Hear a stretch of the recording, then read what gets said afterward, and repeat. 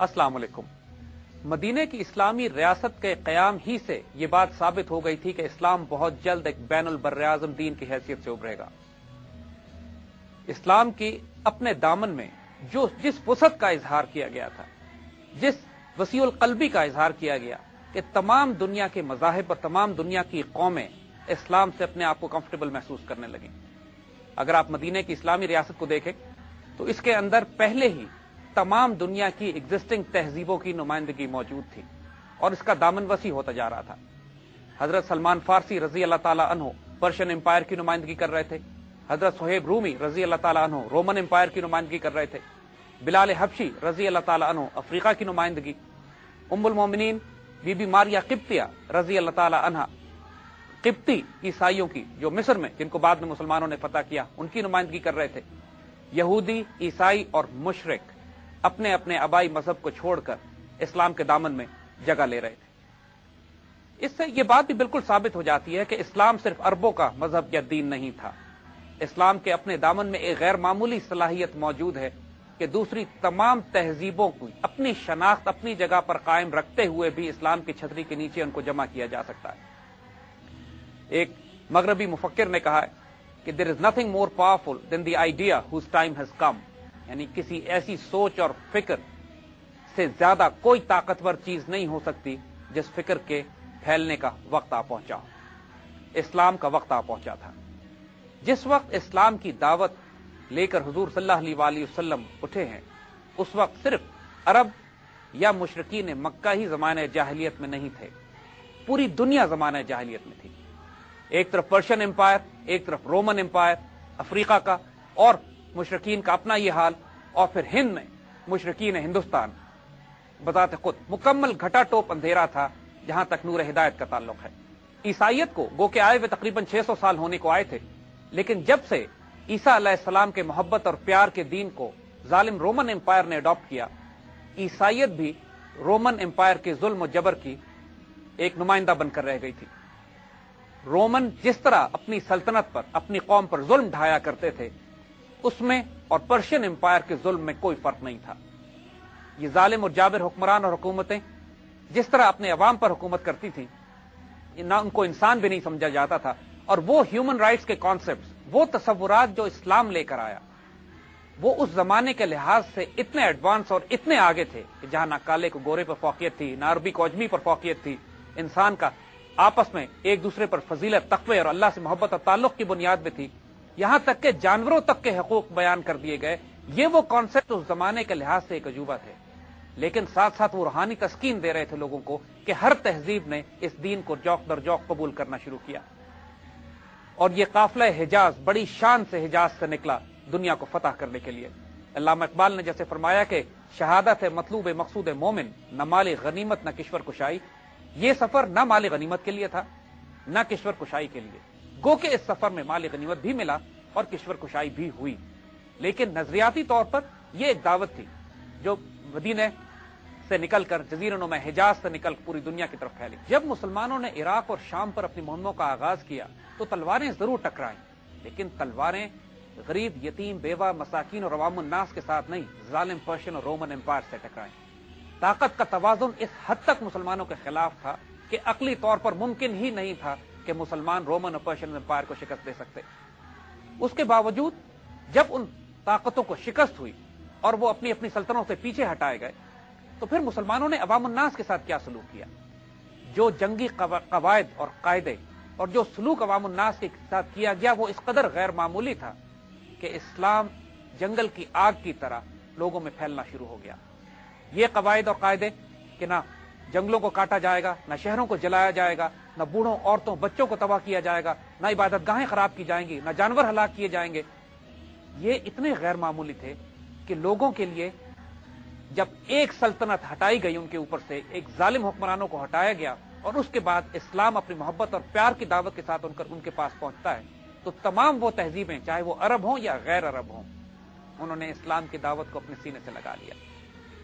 نتیجہ یہ ہوا کہ ہجرت کے تقریباً 80 سال کے اندر حال یہ ہو چکا تھا کہ تمام عراق، تمام شام، مصر، تمام شمالی افریقہ اور پھر خراسان، افغانستان اور یہ تمام علاقے مسلمان ہو چکے تھے۔ لیکن ابھی بھی کچھ علاقے ایسے تھے کہ جو مسلمان وہاں تک ابھی پہنچ نہیں پائے تھے، یعنی ہندوستان کا علاقہ، ماوراء النہر یعنی وہ علاقے جو سینٹرل ایشیا میں آج شمار ہوتے ہیں، وہ علاقے جو ایشیا مائنر یعنی ترکی کے وہ علاقے کہ جہاں آج ترکی کی ریاست قائم ہے، اور یورپ، ان تمام علاقوں پر فتوحات کا سلسلہ آہستہ آہستہ جاری تھا۔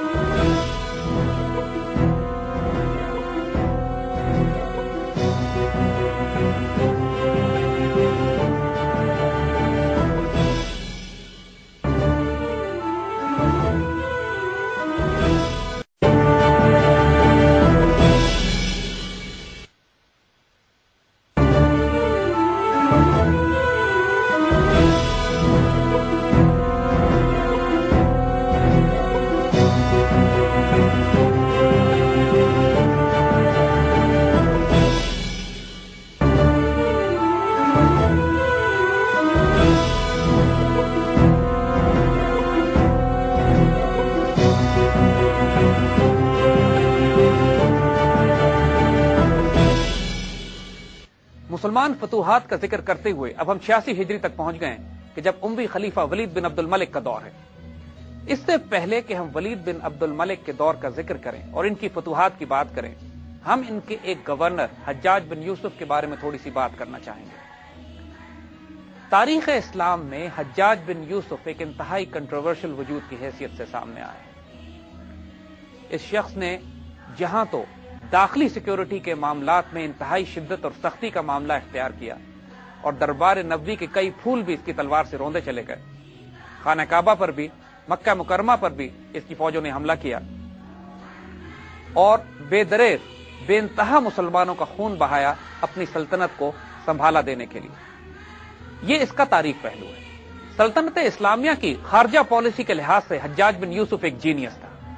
اس نے جو فورن پالیسی مرتب کی اس نے اسلام کی سرحدوں کو دنیا کی آخری حدوں تک پھیلا دیا، اور اس کے علاوہ کچھ ایسی غیر معمولی باتیں کی جن کا آج ہم ذکر کرنا چاہیں گے۔ حجاج نے خلیفہ کو یہ مشورہ دیا کہ بازنطینی حکمرانوں کو سزا دینے کا اور ان کی معاشی قوت کو توڑنے کا ایک بہت زبردست طریقہ یہ ہو سکتا ہے کہ ہم بائزنٹائن امپائر کے سکے بلاد اسلامیہ میں استعمال کرنا بند کر دیں۔ یعنی یہ کرنسی وار تھی۔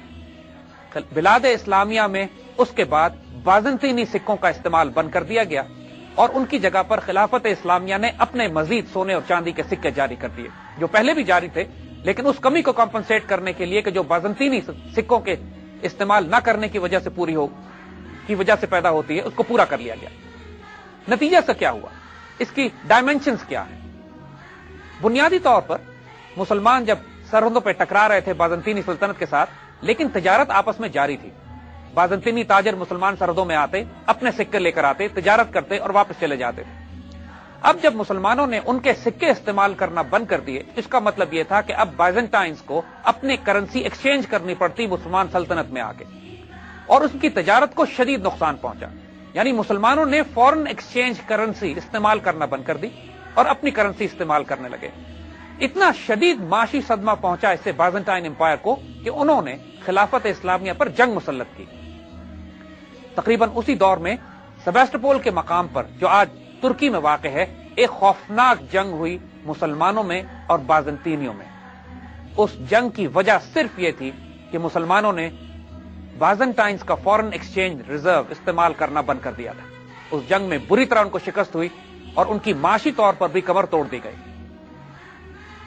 یہ اتنا غیر معمولی فینومینا ہے جس کا تاریخ اسلام میں ذکر نہیں کیا جاتا۔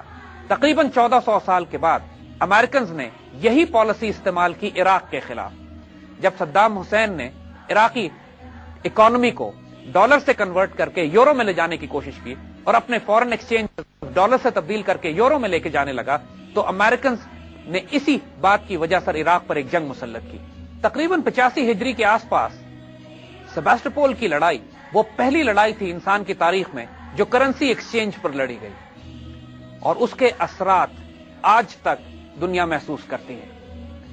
اس کے علاوہ جو حجاج بن یوسف نے غیر معمولی فورن پالیسی کے حوالے سے کارنامے انجام دیے، انہوں نے 3 اعلیٰ ترین جرنیل سلیکٹ کیے۔ قتیبہ بن مسلم، جو خراسان کے گورنر تھے، ان کو ماوراء النہر اور سینٹرل ایشیا فتح کرنے کے لیے روانہ کیا۔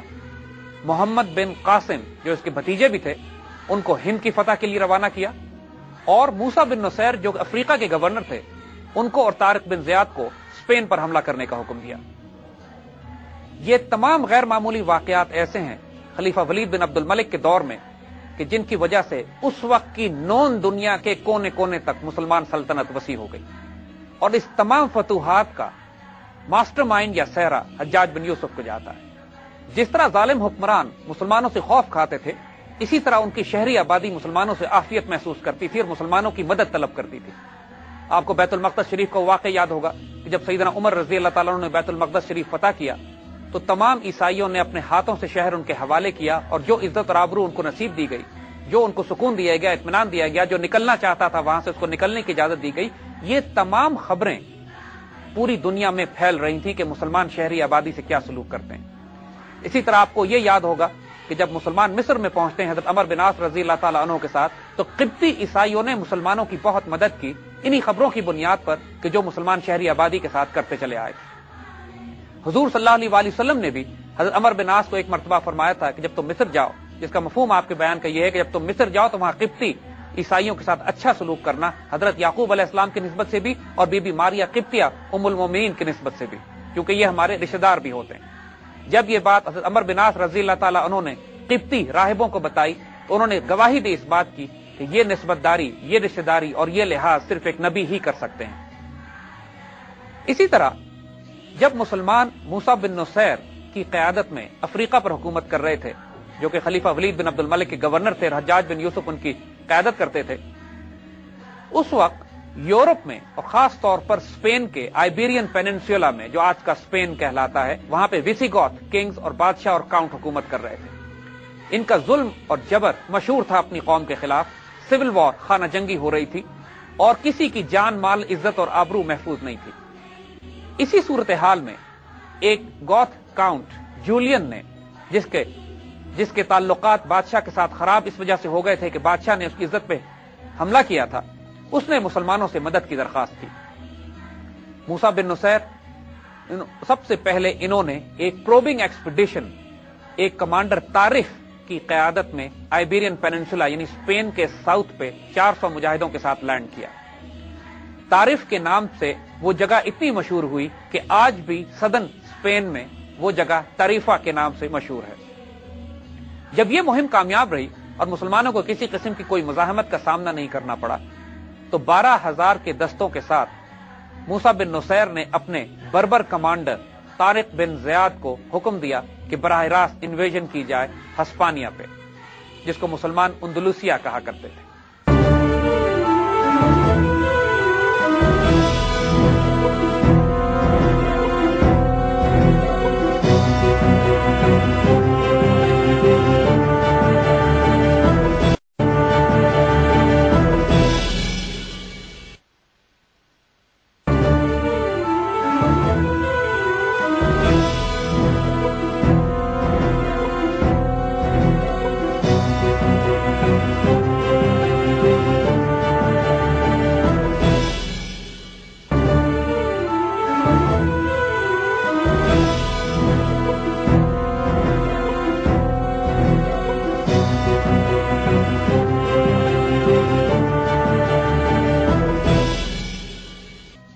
یہ تقریباً 711 عیسوی کا ذکر ہے۔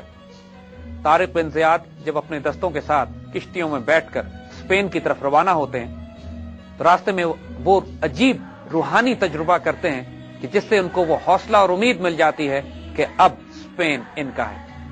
رات کو جب خواب میں حضور صلی اللہ علیہ وسلم کی زیارت ہوتی ہے تو آپ دیکھتے ہیں کہ حضور صلی اللہ علیہ وسلم مہاجرین اور انصار کے ساتھ جنگ کے لباس میں تلواریں ہاتھ میں لے کر تیار کھڑے ہیں، اور طارق بن زیاد سے کہہ رہے ہیں کہ طارق ہم اسپین جا رہے ہیں، آپ بھی پہنچیے۔ طارق کو حضور صلی اللہ علیہ وسلم کی اس زیارت کے بعد پورا ایمان کی حد تک یقین ہو گیا کہ اب فتح مسلمانوں کی ہے۔ پھر تاریخ نے وہ غیر معمولی واقعہ دیکھا جس کو آج بھی انگریزی محاورے میں برننگ یور بوٹس کے نام سے یا کشتیاں جلانے کے نام سے یاد کیا جاتا ہے۔ طارق جس چٹان پر اترے اس کا نام آج بھی جبرالٹر یا جبل الطارق ہے۔ جب مسلمان وہاں پہنچے ہیں، اور ایک بات اور یاد رکھیے گا کہ مسلمانوں کے پاس کوئی کیولری نہیں تھی، کوئی گھڑ سوار دستے نہیں تھے، یہ 12,000 صرف پیادہ فوج تھی جو تیر، تلوار اور نیزوں سے مسلح تھی۔ ان کے مقابلے پر ویسیگوتھ بادشاہ روڈرک اپنے تمام کاؤنٹس اور اپنے تمام جرنیلوں کے ساتھ تقریباً 1 لاکھ کا لشکر لے کر آیا۔ جب مسلمانوں نے یہ دیکھا اور طارق نے یہ دیکھا کہ مسلمانوں میں بے چینی پھیل رہی ہے تو طارق نے اپنے تمام کشتیوں کو جلانے کا حکم دے دیا اور ایک غیر معمولی تقریر کی جس کو تاریخ نے آج بھی ریکارڈ کیا ہوا ہے۔ طارق نے ان سے یہ کہا کہ دیکھو تمہارے پیچھے اب سمندر ہے اور آگے یہ سلطنت، ہم میں سے کوئی بھی واپس جانے کے لیے اب یہاں نہیں آیا، میں تم سب سے آگے جا کر اس جہاد میں حصہ لوں گا، اگر اللہ نے شہادت ہمارے نصیب میں رکھی تو فبہا، ورنہ کامیابی تمہارے لیے ہے۔ اسی قسم کی ولولہ انگیز تقریر کے بعد مسلمان سفارا ہوتے ہیں اور ایک خونریز جنگ لڑی جاتی ہے۔ یورپ کی تاریخ تبدیل کرنے میں اس جنگ نے فیصلہ کن کردار ادا کیا۔ روڈرک اور اس کی تمام قیادت اس جنگ میں اپنی فوج سمیت قتل کر دی جاتی اور دفعتاً پورا اسپین بغیر قیادت کے ہو جاتا ہے۔ جو پاور ویکیوم کریٹ ہوتا ہے وہ مسلمانوں کے لیے ایک غیر معمولی ایڈوانٹیج کا باعث ہوتا ہے۔ طارق آگے بڑھتے ہیں اور کئی شہروں پہ قبضہ کرتے ہوئے براہ راست اسپین کے مرکز قرطبہ کی طرف، کورڈووا جسے انگریزی میں، اس کی طرف پیش قدمی ہوتی ہے۔ جب یہ کامیابیوں کی اطلاع موسیٰ بن نصیر کو پہنچتی ہے تو وہ بھی 18,000 کی فوج لے کر کچھ عرصے کے بعد اسپین پر لینڈ کرتے ہیں اور دونوں فوجیں اسپین میں لنک اپ کر جاتی ہیں۔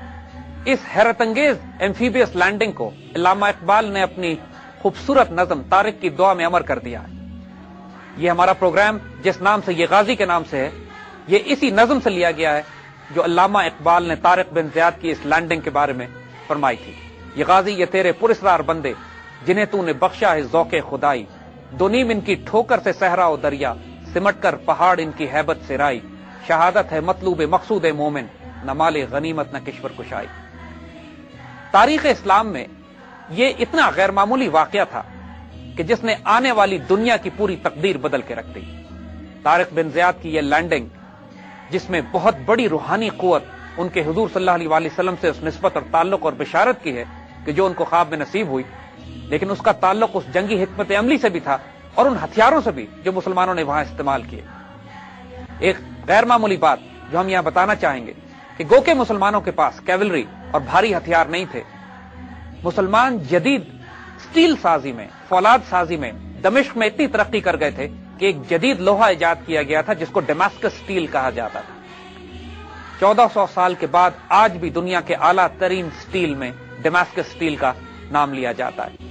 مسلمانوں کی تلواریں ڈیماسکس سٹیل سے بنائی گئی تھیں۔ یہ تلوار نہ ٹوٹتی تھی نہ کند ہوتی تھی، اور دشمن کی تلواریں ان کے مقابلے میں جب ٹکراتی تھی تو نقصان اٹھاتی تھی۔ یہ بذات خود مسلمانوں کی فنی مہارت کا بھی ایک غیر معمولی کارنامہ تھا کہ جس کو پہلی دفعہ میدان جنگ میں اسپین کی فتح کرتے وقت استعمال کیا گیا۔ جو ویپن سسٹم، جو میٹل، جو تلواریں مسلمانوں نے استعمال کی، اس سے پہلے دنیا نے یہ تلواریں نہیں دیکھی تھی۔ موسیٰ بن نصیر اور طارق بن زیاد اسپین میں جب لنک اپ کرتے ہیں تو آہستہ آہستہ پورے اسپین پر چند سالوں میں ہی قبضہ کر لیا جاتا ہے۔ جو آج کا پرتگال ہے وہ بھی مسلمانوں کے قبضے میں آتا ہے، لیکن اسپین کے شمال میں چھوٹی سی ایک عیسائی ریاست باقی رہ جاتی ہے۔ اس کے علاوہ پورا آئیبیرین پیننسولا، پورا اسپین جو آج آپ دیکھتے ہیں، مسلمانوں کے پاس آ جاتا ہے۔ اسپین کی فتح کے بعد مسلمانوں نے اسپین کے شمال میں فرانس کے جنوب پر بھی حملے کرنا شروع کیے، اور آہستہ آہستہ مسلمانوں نے یورپ کے اندرونی راستوں کی طرف اپنی جگہ بنانی شروع کی۔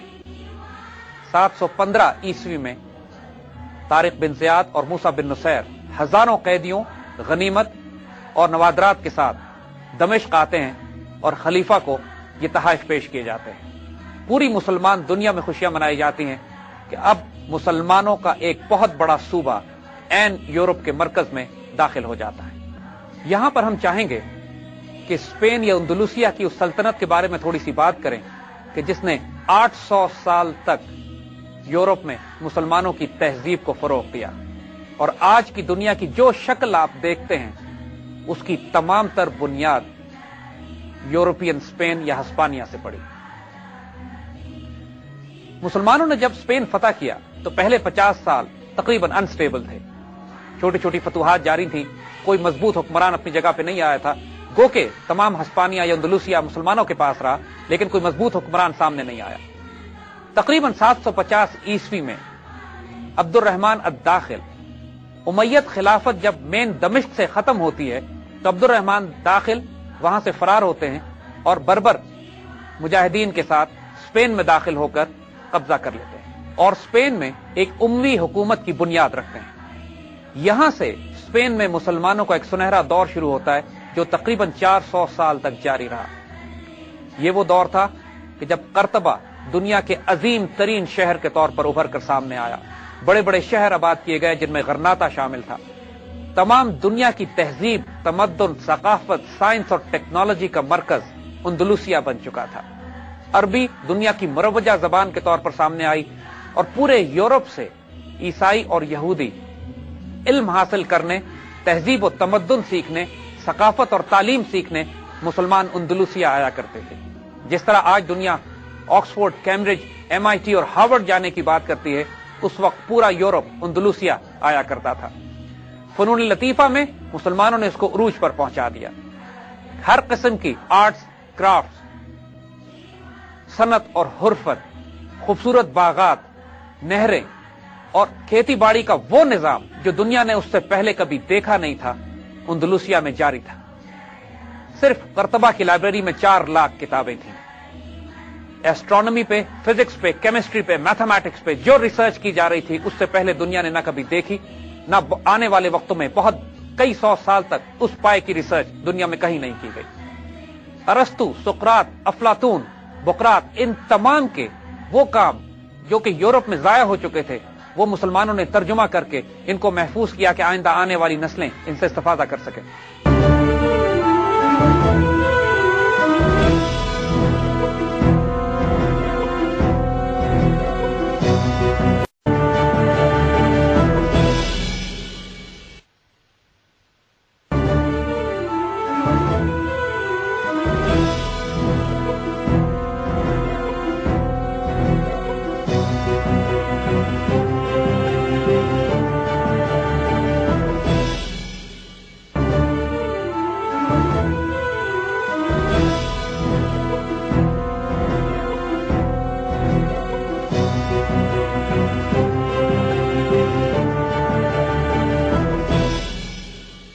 یہودی جن کو پوری دنیا میں عیسائیوں کے ہاں پرسیکیوٹ کیا جاتا تھا، مسلمانوں کے ہاں اتنی عزت اور آبرو اور اطمینان سے رہا کرتے تھے کہ پوری دنیا سے یہودیوں نے آ کے اندلوسیہ میں مسلمانوں کی پناہ میں زندگی گزارنا شروع کر دی۔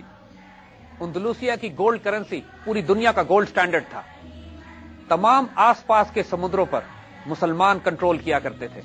تمام یورپین بحری جہاز اس وقت تک ہل نہیں سکتے تھے، نہ جبل طارق جبرالٹر کی اسٹریٹ سے گزر نہیں سکتے تھے جب تک مسلمانوں کو ٹیکس نہ ادا کریں۔ افریقہ میں بھی مسلمانوں کی حکومت تھی اور اندلوسیہ میں بھی، اور یہ وہ مسلمانوں کے عروج کا دور تھا کہ اگر آپ دیکھیے تو میڈیٹرینین مکمل طور پر مسلم لیک بن چکی تھی۔ ایک طرف سیریا سے لے کر قبرص، اس کے بعد روڈز، کریٹ، سسلی اور اندلوسیہ اور پھر نارتھ افریقہ، یہ تمام علاقے مسلمانوں کے پاس تھے۔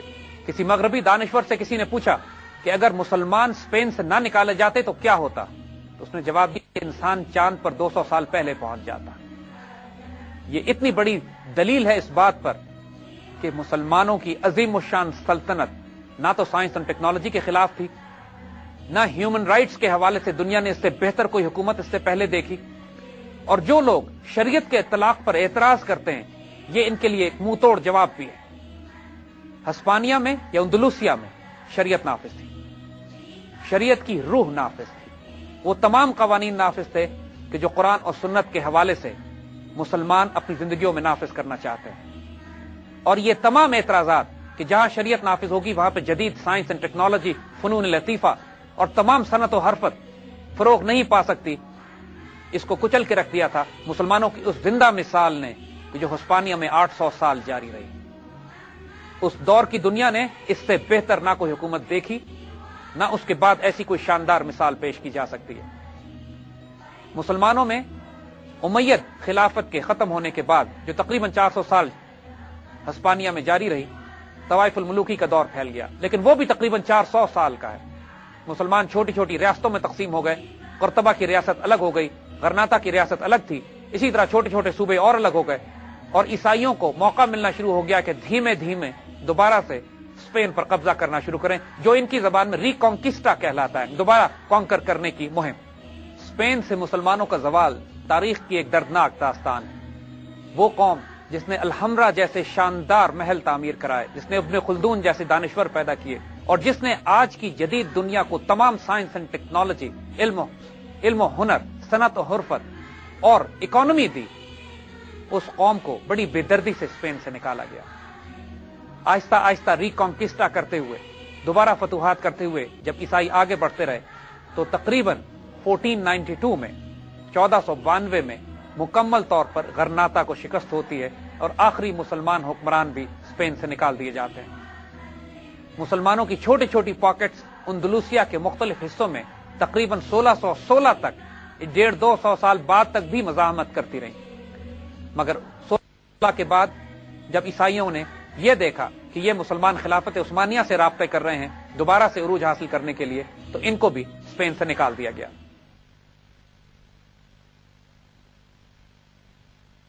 وہ عظیم الشان مسلمان سلطنت جو 800 سال تک دنیا کو محبت، پیار، ٹالرنس، گورننس، ایکوالٹی اور کو ایگزسٹنس کی مثال دیتی رہی، اس کو اس بے دردی سے نکالا گیا ہے کہ تاریخ کی وہ واقعی ایک دردناک داستان ہے۔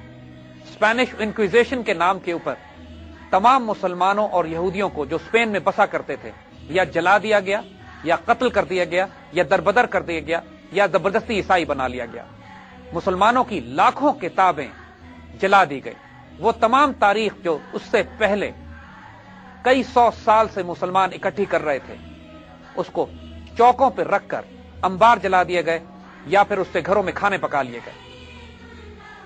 اس قدر دردناک داستان کہ مسلمانوں کی وہ تمام کتابیں جو سائنس اینڈ ٹیکنالوجی کی، صنعت و حرفت کی، اسٹرانومی کی، انجینئرنگ کی، میتھمیٹکس کی اور میٹلرجی کی، جن پر مسلمانوں نے صدیوں کام کیا تھا اور جو ان کی یونیورسٹیز میں پڑھائی جاتی تھیں، وہ تمام کی تمام کتابیں وہاں سے یورپ چلی گئیں۔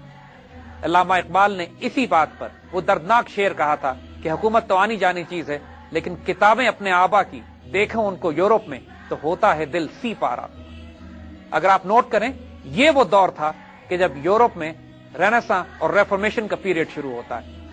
خلافت اندلوسیا کے زوال کے بعد یورپ کا عروج شروع ہوتا ہے، اور اس کی تمام تر وجہ وہ علوم تھے جو اسپین سے اور سسلی سے مسلمانوں سے انہوں نے لیے تھے۔ مسلمانوں کی اس بے دردی سے اسپین سے نکالے جانے کے بعد تقریباً 500 سال تک نہ اسپین میں کوئی اذان دی گئی، نہ کوئی مسجد تعمیر کی گئی۔ وہ دین جو اس شان سے اسپین میں داخل ہوا، 800 سال تک عظیم الشان حکومت کی، وہ بڑی بے دردی سے اور بڑے دکھ اور تکلیف کے ساتھ اس سلطنت سے نکالا گیا۔ علامہ اقبال نے اپنی شاعری میں بہت درد کے ساتھ اسپین کا ذکر کیا ہے۔ اسپین آج بھی جب مسلمان اندلوسیا کو یاد کرتے ہیں تو ان کے دل میں ایک کسک اٹھتی ہے۔ علامہ اقبال کی وہ مشہور تصویر بھی آپ کو یاد ہوگی کہ جب وہ قرطبہ کی زیارت کو گئے تو وہاں پر قرطبہ کی جامعہ مسجد میں گارڈ سے چھپ کر نماز ادا کی، اور یہ کئی 100 سال کے بعد ادا کی جانے والی پہلی نماز تھی۔ اسپین کے نئے حکمرانوں کی مسلمانوں سے نفرت اتنی شدید تھی کہ انہوں نے مسلمانوں کو مسلمان نہیں مورس کہنا شروع کیا۔ اس کے علاوہ ظلم اور تباہی اور بربادی کی جب نمائندگی کرنی ہو، اس کے لیے لفظ باربیرٹی یا باربیرزم ایجاد کیا۔ مسلمانوں کو اس لفظ کو نہ استعمال کرنا چاہیے بلکہ ڈکشنری سے بھی کھرچ کے نکال دینا چاہیے۔ باربیرٹی کا یہ لفظ بربر سے نکلا ہے، کیونکہ طارق بن زیاد بربر قوم کے مجاہد تھے، اس لیے ظلم اور تشدد کی نمائندگی کرنے کے لیے انہوں نے بربر قوم کو اور یہ لفظ ایجاد کیا جو آج باربیرٹی یا اردو میں بربریت کے طور پر استعمال کیا جاتا ہے۔ ہم مسلمان الفاظ کی تاریخ کو نہیں جانتے اور استعمال کرنا شروع کرتے ہیں، جبکہ حقیقتاً ان کے پیچھے بہت گہرا طنز اور بہت گہری تاریخ چھپی ہوتی ہے۔ اسی طرح جب خلافت عثمانیہ نے ویانا کا محاصرہ کیا اور ویانا فال ہونے لگا تھا اور بایزید یلدرم کو وہاں سے لوٹ کر واپس آنا پڑا اور ویانا فال نہیں ہو سکا، تو ویانا کے بیکرز نے بھی ایک ڈبل روٹی بنائی جس کا انہوں نے شکل اس ہلال کی طرح رکھی، اس کریسنٹ کی طرح رکھی جو ترک جھنڈے پر بنا ہوا تھا، اور اس ڈبل روٹی کا نام کرسون رکھا گیا جو آج ہماری بیکریوں میں بک رہی ہوتی ہے۔ ہم بڑے شوق سے یہ روٹی کھاتے ہیں، لیکن یہ نہیں جانتے اس کے پیچھے مسلمانوں کی تضحیک اور ذلت چھپی ہوئی ہے، اور اس کی تاریخ ویانا کی سیج سے ملتی ہے جا کے۔ 711 عیسوی میں شروع ہونے والا ایک سفر 1492 عیسوی میں ختم ہوتا ہے۔ مسلمانوں کا ایک شاندار دور، 800 سال اسپین کی تاریخ۔ آج بھی اسپین کی جو زرعی دور سمجھا جاتا ہے وہ وہی وقت ہے کہ جب مسلمان اس جگہ حکومت کیا کرتے تھے۔ یہ ساری تاریخ اس وقت شروع ہوتی ہے جب ایک نارتھ افریقہ سے ایک بربر حضور صلی اللہ علیہ وسلم کے خواب کی بشارت میں اپنی کشتیاں جلا کر جبل الطارق پر کھڑے ہو کر اعلان جہاد کرتا ہے۔ انشاءاللہ آئندہ پروگراموں میں ان ملٹری ایکسپیڈیشنز کا ذکر کریں گے کہ جو حجاج بن یوسف نے سندھ کی طرف اور سینٹرل ایشیا کی طرف روانہ کی تھی۔